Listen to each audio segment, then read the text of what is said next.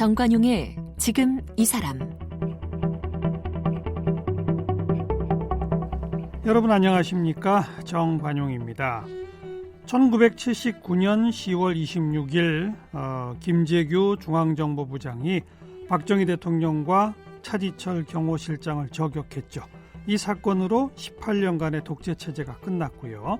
유신체제가 막을 내린 그 자리, 새로운 군사정권이 채우면서 또 다른 암흑기를 보내야 하긴 했죠. 자, 그 40년 전 그 사건 최근에 영화로 제작되면서 화제가 됐습니다. 영화의 바탕이 된 게 30년 전 신문에 연재됐던 남산의 부장들이었다고 하는데요. 이 남산의 부장들의 원작자이신 지금 가천대학교 김충식 부총장을 오늘 함께 만나봅니다.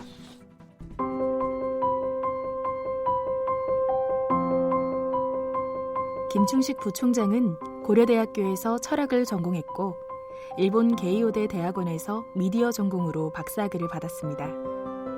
1978년 동아일보 기자로 입사했습니다. 1985년 전북 1위 근처에 불시착한 중국 폭격기에 대한 기사를 썼는데요. 이 일로 당시 국가안전기획부에게 붙잡혀 고문을 당했습니다. 동아일보 기자로 재직 당시 1990년부터 2년 2개월 동안 매주 남산의 부장들을 연재했습니다. 남산의 부장들은 책으로도 출간돼 52만 부가 팔렸습니다. 이 책의 내용을 기반으로 영화 남산의 부장들이 제작됐습니다. 동아일보 퇴사 후 방송통신위원회 상임위원과 부위원장으로 활동했으며 가천대학교 신문방송학과 교수를 역임했습니다.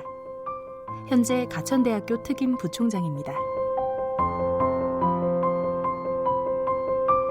네, 남산의 부장들의 원작자죠. 김충식 부총장, 어서 오십시오. 안녕하십니까. 네, 1990년부터 2년 2개월 동안 연재가 됐어요? 네, 그렇습니다. 이게 언제부터 언제까지를 기록한 겁니까? 그러니까 중앙정보부가 창설된 1961년부터 80년까지의 얘기입니다. 61년에서 80년? 예. 초대 중앙정보부장이 김종필. JP였죠? 네. 그럼 그 시절부터 김재규 부장까지. 아니, 추가로 전두환 유학생 부장의 이름은 나옵니다. 요 연재는 어떻게 시작하시게 된 겁니까? 그러니까 노태우 정부가 들어섰을 때인데, 제가 보기에 그 대한민국 박정희 시대 18년을 지배해온 KCI 중앙정보부에 대해서 전두환 시대에도 아무도 안 썼고 또 박정희 시대에는 쓸 수가 없었고, 그렇죠. 그걸 내버려 둔다는 것은 이 저널리스트로서 뭔가 배임이거나 직무유기가 되지 않겠는가. 이 역사의 공백을 누군가는 메워야 되지 않겠는가. 그래서 기획안을 냈던 것입니다. 기획안을 내셨고 권력의 핵심이었죠, 중앙정보부가 박정희 시대에는. 예, 대단했었죠. 군 도에까지 조정관이라는 이름으로 파견이 되어서 군수가 조정관한테 뺨을 맞고 도지사가 정보부 조정관한테 발길로 치였다는 것은 흔히 나오는 얘기였으니까요. 네.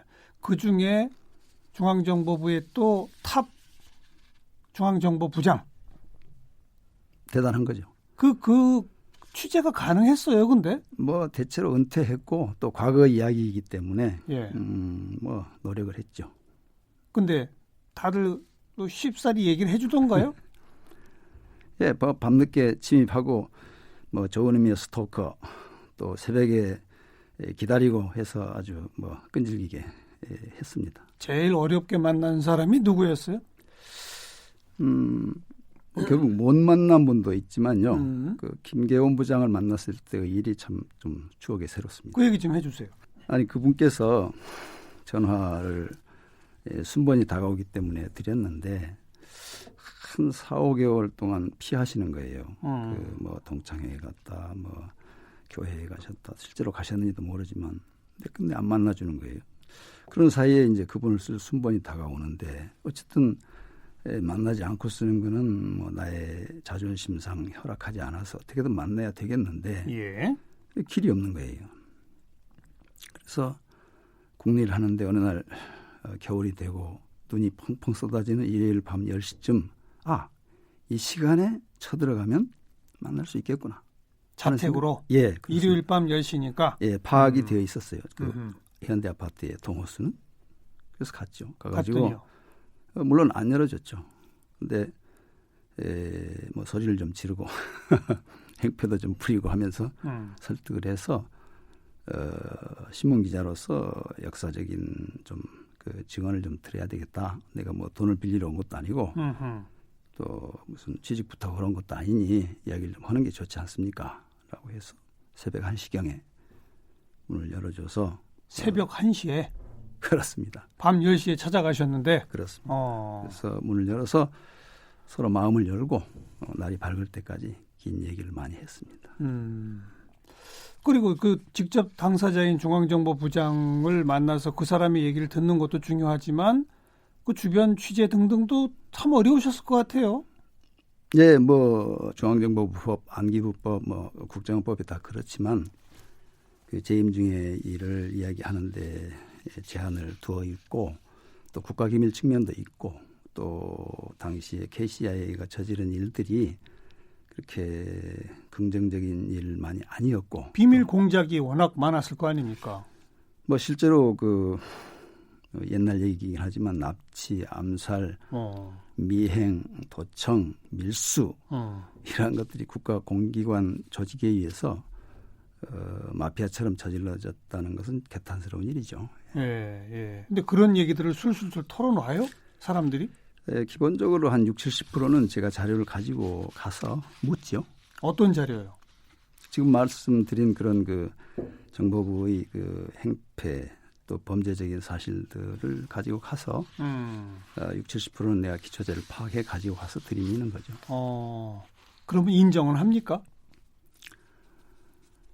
예, 인정을 하는 것도 있고 안 하는 것도 있지만 움직일 수 없는 뭐 증빙들을 또 내가 가지고 또 묻기도 하니까 네. 말만 가지고 뭐 부인할 수는 없겠죠. 1990년 그 시점에는 그래도 좀 일부 공개된 자료들이 있었던 모양이군요.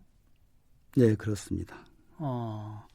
근데 아까 소개하는 멘트를 듣다 보니까 연재하시기 전에 동아일보 기자로 계시던 85년에 바로 그 중앙정보부에 끌려가서 고문도 당하셨다고요?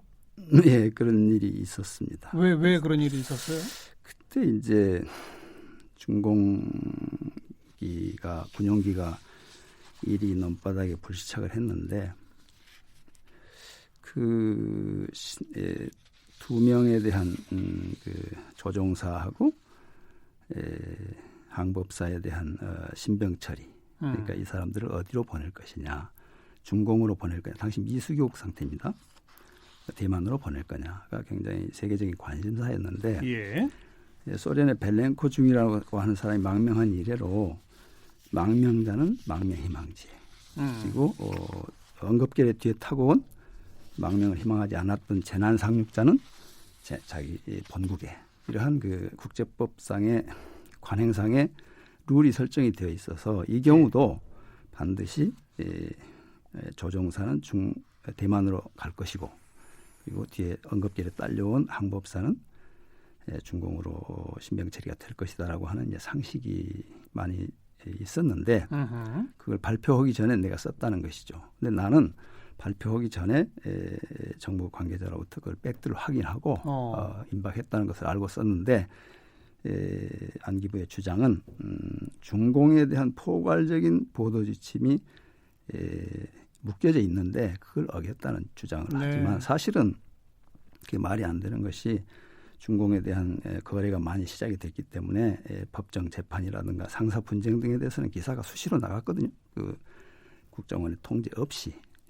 그런데 말이 안 된다는 생각을 했고 또 두 번째는 그해 이제 6개월 전에 2.12 총선에서 민정당이 참패를 했는데 그때 동아일보가 협력하지 않았다는 것을 나하고 나 때문에 잡혀가신 이채주 편집국장하고 이상하 정치부장이 혹독하게 취조를 당했죠. 그분들은 뭐 중공기라든가 무슨 뭐 보도지침 위반 소리는 뭐 묻지도 않고 김충식에 대해서는 정부에 누가 너한테 그걸 확인해 줬느냐 하는 취재원을 대라는 것이고 취재원을 그래서 되지 않았습니다. 그러니까 계속 고문을 당하신 거군요.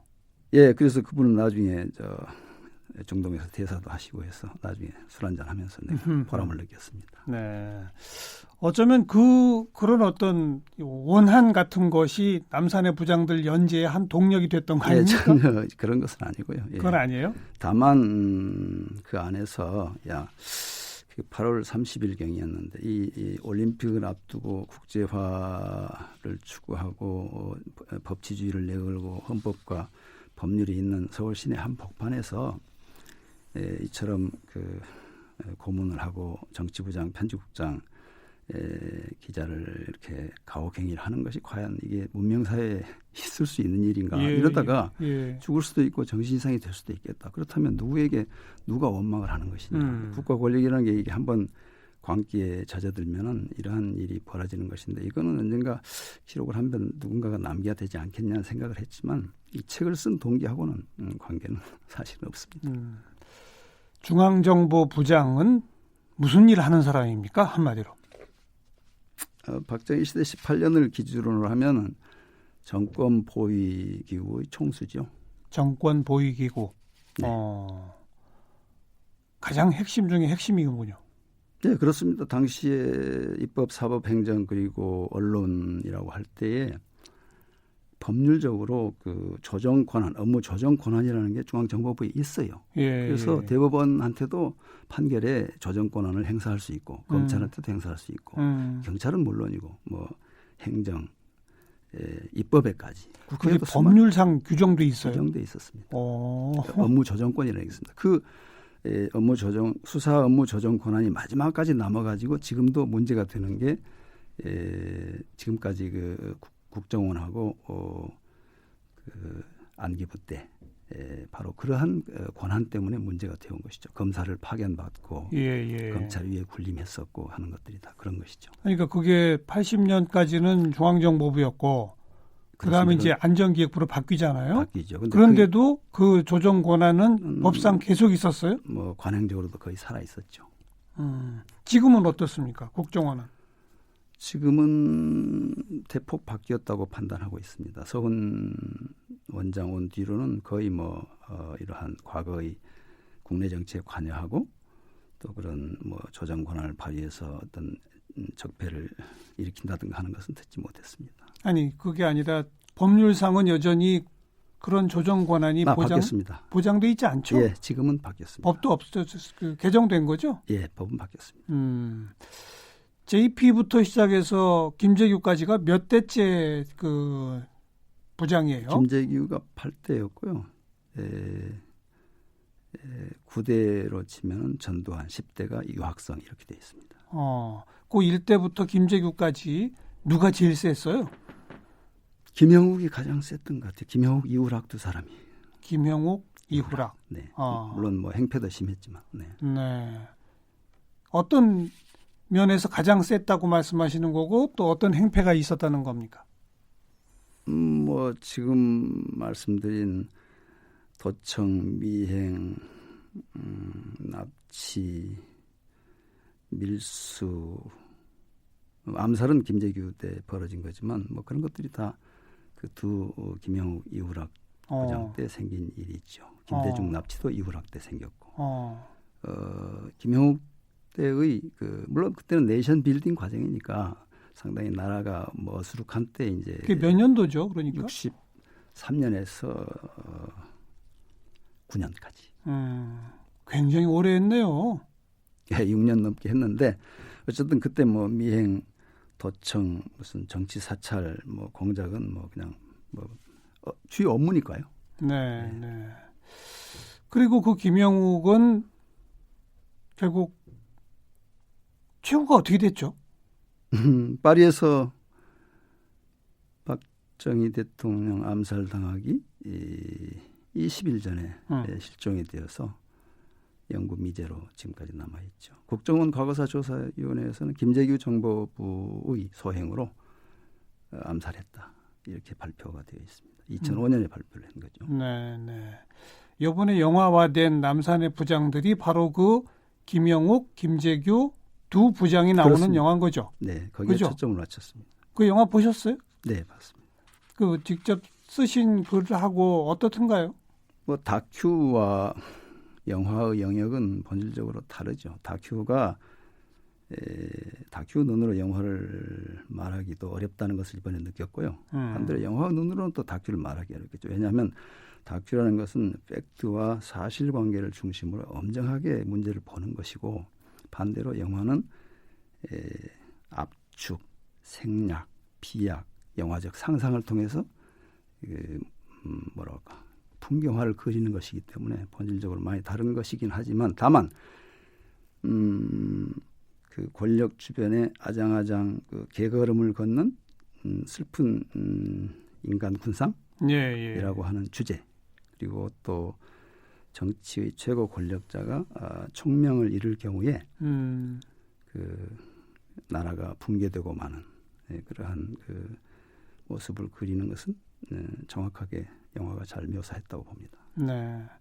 근데 그 영화에는 김재규가 직접 김영욱을 만나고 뭐 이런 장면이 나오는데 그건 영화적 설정이죠. 다 그 상상이죠, 그거는. 네. 실제로는 그런 일이 벌어지지는 않았었죠? 없었습니다. 그리고 이제 김재규 시절에서는 차지철 경호실장이 중앙정보보다 더 세졌어요? 네, 거기에 문제가 생겼죠. 그러니까 제도적으로나 기구의 크기로나 여러 가지 그 역량의 축적 면에서 비교할 수가 없는데 그거를 차지철 실장이 주먹만한 경호실 인력으로 이제 그 수경사를 지배하고 군단급 병력을 가진 사람 이상의 격이 되고 또 정보부장을 자기 사무실 앞에 앉혀놓고 뭐 1시간씩 한나절씩 이렇게 그 뭔가를 얘기하고 이런 것들이 이제 그 일종의 거스른 일들이 돼 가지고 김재규를 욱하게 만드는. 네, 그래서 네. 11.29 후에 그 합수부 수사했던 분들을 취재해 보면 암살범은 김재규지만 살해범은 차지철이다 이렇게도 얘기합니다. 그러니까 차지철 경호실장 그 이전에는 그런 일이 없었죠? 경호실이 중앙정보보다 센 이런 적이 없었죠? 그러지는 않았죠. 다만 두 사람의 경호실장을 거느렸는데요. 박동희.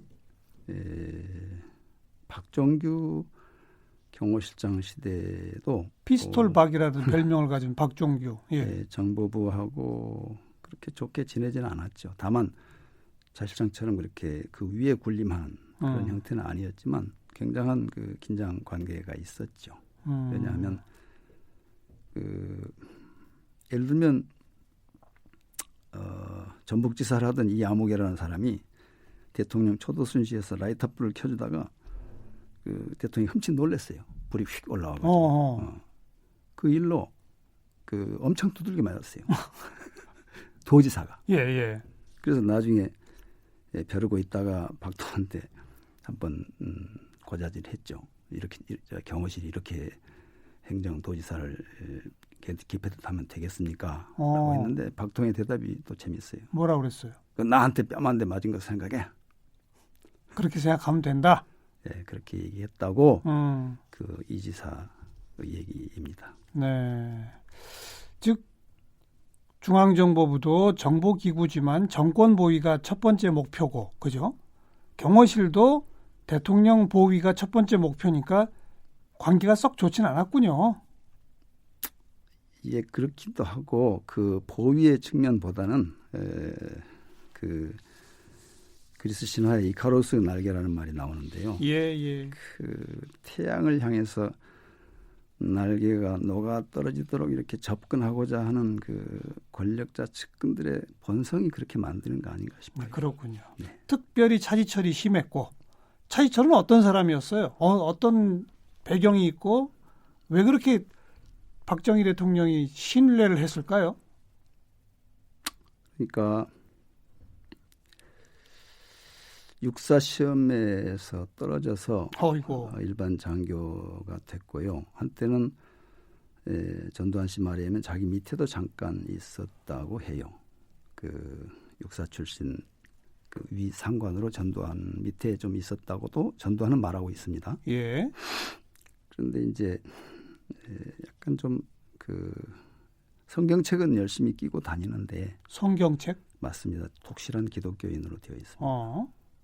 기도실도 경호실 옆에 차려놨다는 얘기가 있어요. 예. 그런데 식견과 사려 면에서는 굉장히 좀 부족했던 것 아닌가. 말하자면 경륜이 부족한 사람이 힘을 너무 추구했다. 그런 생각을 합니다. 그런 것이 이제 국가적인 비극이고 또 그것을 간과하고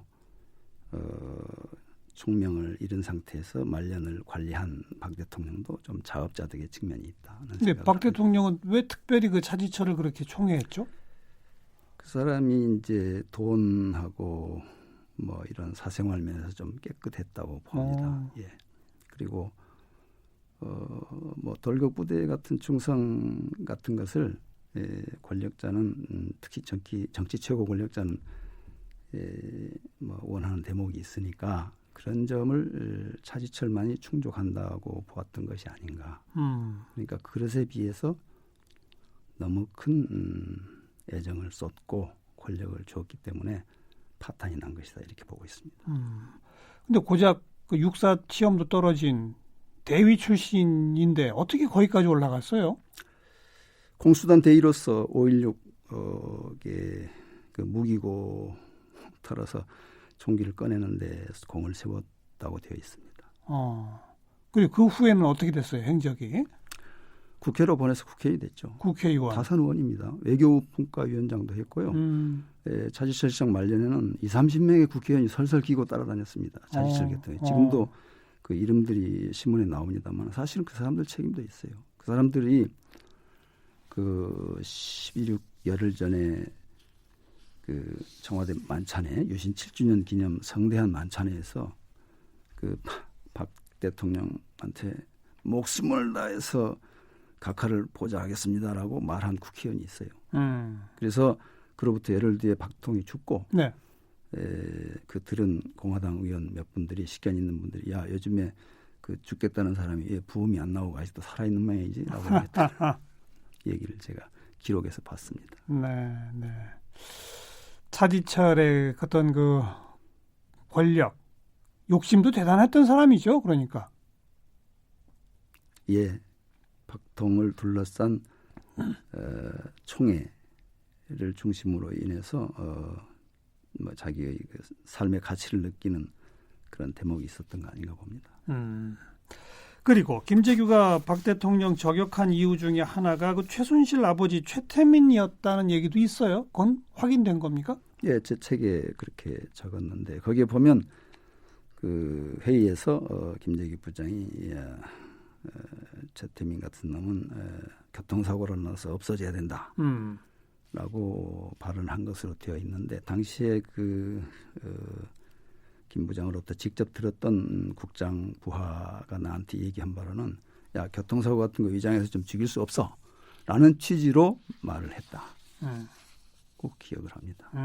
근데 그게 유신 말기에 그럴 수 있는 것이 당시에 김광일 의원이라고 기억하세요? 네네. 그분이 나중에는 DJ하고 돌아섰지만 그 유신 말기에 진주교도소에 열심히 쫓아다닌 이른바 인권 변호사입니다. 김광일 씨. 예. 그때 김광일 씨가 진주교도소로 면회를 가려면 반드시 밤중에 전화가 온대요. 그 기자들한테 여러 명 앞에서 공언을 하면서 한 얘기니까 그 고등학교 친구인 수사국장이 어떤 국장입니다. 국장이 전화를 한대요. 야 부마고속도로에서 네가 쥐도새도 모르게 죽는 걸 나는 보고 싶지 않다. 하지 말아라. 수차례 뭐 협박 반, 이렇게 위로 반, 미리 경고 반 하더라는 얘기를 들었어요.